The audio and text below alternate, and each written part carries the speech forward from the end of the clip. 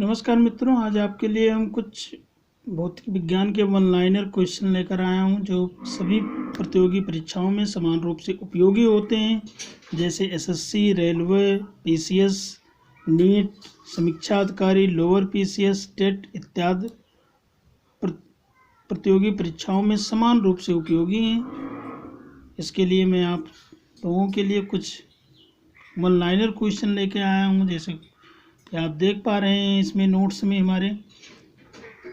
ये पहला क्वेश्चन है, क्रांतिक कोण का मान लाल रंग के लिए सबसे अधिक व बैगनी रंग के लिए सबसे कम होता है।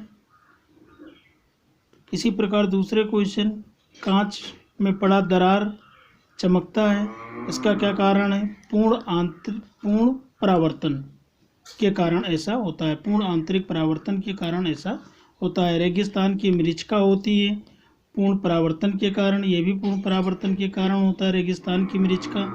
रेगिस्तान की मरीचिका का अर्थ ये है कि जैसे दूर से हमें कुछ चीज़ें दिखाई देती हैं लेकिन वहाँ पहुँचने पर वास्तविक रूप से वो होती नहीं है। जैसे रेगिस्तान में दूर से धूप में हमें जल दिखता है लेकिन वहाँ पहुँचते हैं तो वास्तविक रूप में वहाँ पर जल नहीं रहता है। इसी को रेगिस्तान की मरीचिका कहते हैं। आगे देखिए, इसमें दिया हुआ है, जल के भीतर वायु का बुलबुला अवतल लेंस की भांति व्यवहार करता है। फिर उसके बाद में नीचे क्वेश्चन आप देख, अपवर्तनांक से संबंधित ये क्वेश्चन है, यदि NL is less than NG तो F बढ़ जाएगा, अर्थात कि लेंस की फोकस दूरी बढ़ जाएगी तथा क्षमता घट जाएगा। परंतु प्रकृति नहीं बदलती है।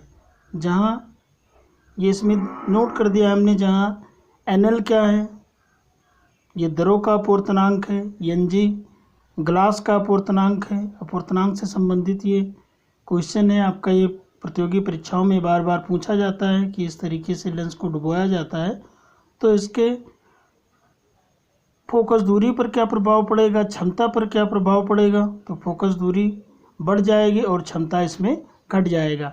नेक्स्ट क्वेश्चन इसी में दिया गया है, ये जल का अपवर्तनांक, या जल हो या कोई भी लिक्विड हो, जल का अपवर्तनांक या लिक्विड का अपवर्तनांक अगर ग्लास के अपवर्तनांक के बराबर होता है तो क्षमता पर क्या प्रभाव पड़ता है? क्षमता इसकी 0 हो जाती है और इसका फोकस दूरी जो होता है वो अनंत हो जाता है।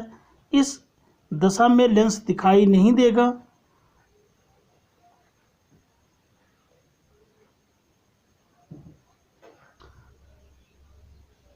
अगला क्वेश्चन नंबर 7 आप देख लीजिए। इसमें जल का अपवर्तनांक ग्लास के अपवर्तनांक से अधिक है, NL is greater than NG, तो लेंस की प्रकृति बदल जाएगी, अर्थात उत्तल लेंस अवतल की भांति व्यवहार करेगा और अवतल लेंस उत्तल की भांति व्यवहार करेगा। नेक्स्ट क्वेश्चन देखते हैं, क्वेश्चन नंबर 8। इस पे दिया गया है, सूर्योदय व सूर्यास्त के समय सूर्य का ताम्रवर्ण अर्थात कि लाल दिखाई देने का कारण क्या है? भौतिकी की कौन सी घटना के कारण ऐसा होता है? तो ये प्रकाश के प्रकीर्णन के कारण होता है। ये रेड कलर से आपका आंसर लिखा हुआ है, प्रकाश के प्रकीर्णन के कारण होता है ऐसा। क्वेश्चन नंबर 9 देखिए, रमन प्रभाव की व्याख्या की गई है। रमन प्रभाव की व्याख्या प्रकाश के किस गुण के आधार पर की गई है? क्वांटम सिद्धांत के आधार पर की गई है, जिसमें बताया गया है कि प्रकाश छोटे छोटे बंडलों अथवा पैकेट, ऊर्जा के छोटे छोटे बंडलों अथवा पैकेटों के रूप में चलता है। इसी को क्वांटम सिद्धांत के नाम से जाना जाता है।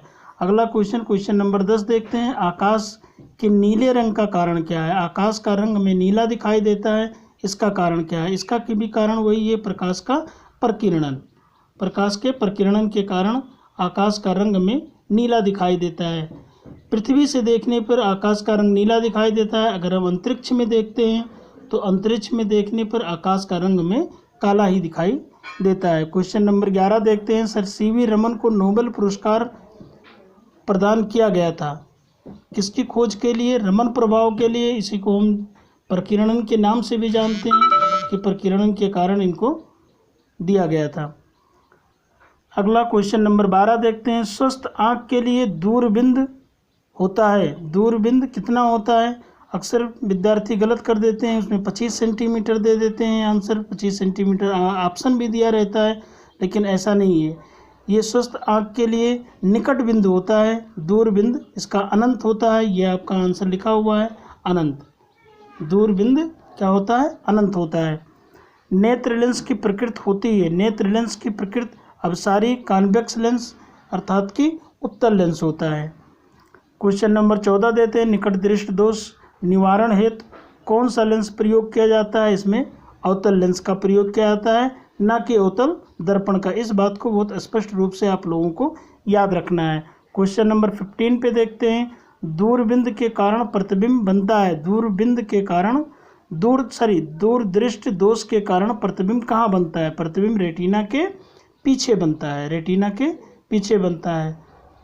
तो ये गाइज आज 15 क्वेश्चन थे फिजिक्स के जो इम्पोर्टेंट थे, सभी प्रतियोगी परीक्षाओं में समान रूप से उपयोगी रहते हैं। इसका आप स्क्रीनशॉट लेके नोट्स बना सकते हैं, बार बार वीडियो को पुश करके आप अपनी कॉपी में नोट कर लीजिए। ये आपके बहुत ही उपयोगी है, काम आएगा। धन्यवाद।